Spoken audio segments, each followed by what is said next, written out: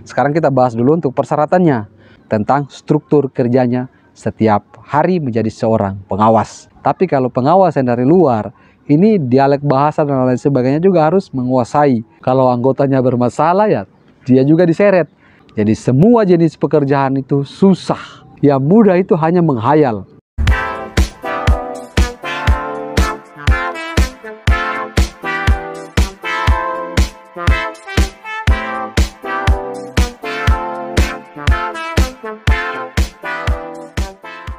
Assalamualaikum warahmatullahi wabarakatuh. Apa kabar teman-teman semua? Halo, ketemu lagi saya Odit Papa.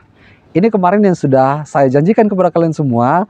Nanti saya akan bagikan informasi tentang seorang pengawas. Karena banyak dari luar Maluku Utara ini yang memang bekerja sebagai seorang pengawas dan mereka mau bergabung di PT IWIP. Mereka pertanyakan kepada saya jenis pekerjaannya itu seperti apa dan apa persyaratan yang harus mereka persiapkan. Oke, jangan lupa support terus channel YouTube saya dengan cara subscribe agar saya lebih semangat lagi hadirkan informasi untuk kalian semua. Jadi kalau pengawas di setiap perusahaan tuh pastinya berbeda jenis pekerjaan dan lain sebagainya. Tetapi untuk pekerjaan yang akan mereka tekuni setiap hari itu pastinya sama, mengawasi dan lain sebagainya. Dan untuk kalian semua yang mau terhubung dengan saya di via WhatsApp, silakan klik bergabung di bawah supaya bisa terhubung dengan saya di via WhatsApp.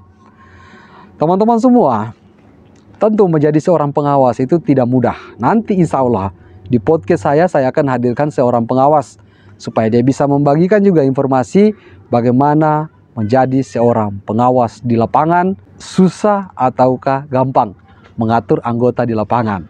Tentunya saya katakan susah, karena menjadi seorang pengawas itu tidak mudah, tanggung jawab dan lain sebagainya.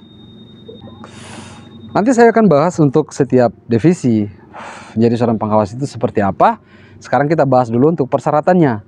Persyaratannya hampir sama dengan persyaratan yang lain. Kalau kalian yang sempat sering ikuti video-video saya ya pasti sama persyaratan, mulai dari KTP, kartu keluarga, terus ijazah, SKCK, kartu kuning, berkas tambahan seperti apa ya?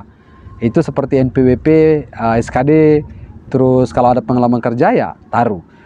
Vaksin itu wajib.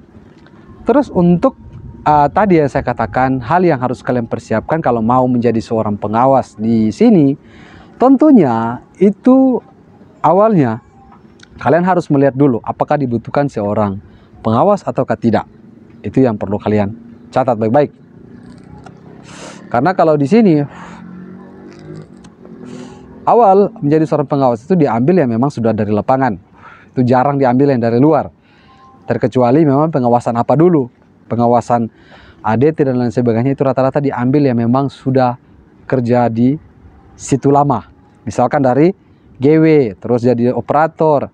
Karena mereka akan ambil ya memang dari situnya. Karena nanti dia sudah akan paham. Ini DT-nya kemana, ini anggotanya kemana. Terus ini pandunya di mana, itu dia sudah tahu.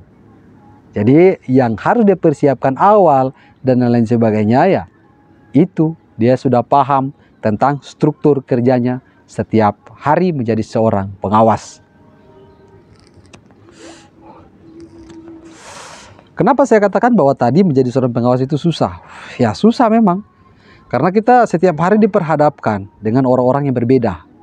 Ini ada yang sepemikiran, ada yang tidak sepemikiran, ada yang suka, ada yang tidak suka. Contoh, pembagian kerja dan lain sebagainya.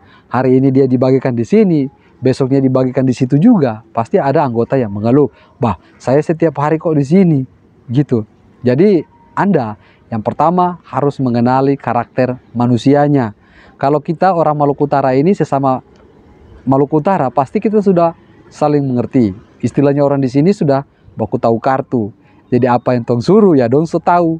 Tapi kalau pengawas yang dari luar, ini dialek bahasa dan lain sebagainya juga harus menguasai. Karena setiap tempat kita harus secepatnya bisa menyesuaikan dengan mereka di lapangan. Nah itu. Itu yang saya katakan tadi susahnya menjadi seorang pengawas. Untuk pengawas di lapangan, ini tentunya kalau dari general worker, pembagian di setiap tempat itu pengawas harus tahu.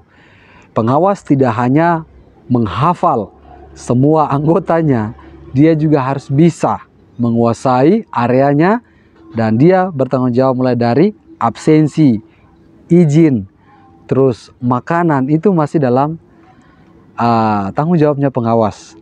Terus ada anggota yang salah dan lain sebagainya, itu pengawas juga yang menanggung. Ibarat dia itu adalah wali kelas kita kalau masih di sekolah. Jadi memang tidak mudah. Kalau menjadi seorang pengawas butuh proses kesabaran. Makanya kalau pengawas rata-rata di PT IWIB sendiri, ini diambil memang yang dari lapangan tersebut. Contoh, saya dengan teman-teman saya nih, ini saya contohkan saja. Ada sekitar 20 orang. Kalau ada di antara teman kita atau saya sendiri yang diambil jadi pengawas, tentunya kita sudah saling tahu dengan teman-teman yang lain. Pekerjaannya setiap hari seperti itu. Saat saya memberikan arahan atau teman saya yang jadi pengawas itu memberikan arahan kepada kita, tentu kita sudah tahu. Tapi kalau yang masih baru lagi yang mau masuk langsung menjadi seorang pengawas, saya rasa itu memang agak sulit. Karena jenis pekerjaannya di sini itu berbeda dengan pekerjaan di perusahaan Anda yang lama. Tapi untuk jenis kerja pengawasannya itu saya rasa sama. Jadi untuk pengawas DT sendiri, ini dia juga harus menyiapkan atau mengarahkan anggotanya. Contoh ada lansiran, ada loading dan lain sebagainya. Dan mungkin kalau ada mobil yang bermasalah seperti ban mobil dan lain sebagainya, itu pengawasnya harus standby di situ melaporkan supaya diarahkan menuju ke workshop untuk perbaikan. Dan itulah menjadi seorang pengawas tidak mudah yang saya katakan tadi, karena dia harus membackup semua anggotanya. Kalau anggotanya bermasalah ya dia juga diseret, seperti tidur.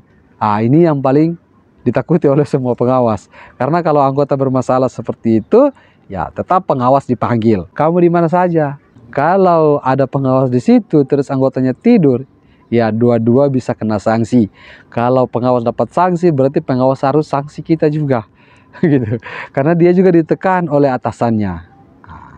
Jadi tuntutan pekerjaan itu tidak mudah. Jadi semua jenis pekerjaan itu susah. Tidak ada yang mudah. Yang mudah itu hanya menghayal. Menghayal jadi orang kaya, menghayal jalan-jalan dan lain sebagainya. Itu memang gratis dan mudah untuk kita lakukan. Tapi kalau untuk satu pekerjaan itu susah.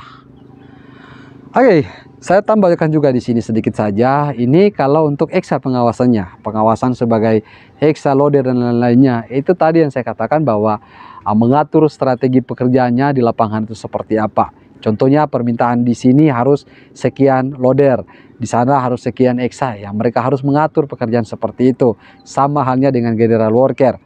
Kalau general worker biasanya di satu area, atau saya contohkan saja di bagian pelabuhan dan lain sebagainya. Misalkan dia menangani sebuah kren. Dari kren sekian, contoh harus 4 orang. Jadi 2 di kapal, ya 2 di dermaga. Atau biasanya 8 orang, 1 kren yang harus ditangani. Berarti 4 di dalam kapal, berarti 4 di luar.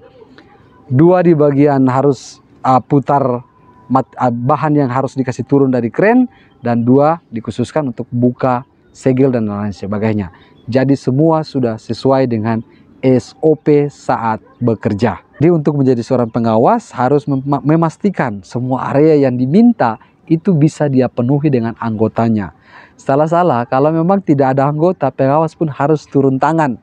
Misalkan di segmen ada yang kurang atau ada operator yang sakit, ya otomatis pengawas harus ganti untuk sementara. Terus di wilayah lapangan juga seperti general worker, ya pengawasnya juga biasa turun lapangan kalau memang ada anggota yang kurang atau tadi sakit yang sudah saya katakan kepada kalian semua. Eksa pun sama tadi, yang pastinya pembagian area kerja mereka. Terus kalau ada fuel yang kurang, nah pengawas juga harus cek sudah P2H atau belum. Seperti itu kalau memang di operator. Jadi semua unit dia harus pastikan bahwa anggotanya sudah melakukan P2H. Apa itu P2H? P2H saya sudah bahas kemarin. Jadi nanti kalian cek lagi videonya tentang P2H. Itu sudah jelas saya bahas di video saya beberapa ratus tahun lalu. Beberapa ratus tahun. Saya rasa cukup. Jangan lupa subscribe ke channel YouTube saya. Nanti kita ketemu lagi di video saya yang berikut. Salam, sampai jumpa. Bye-bye.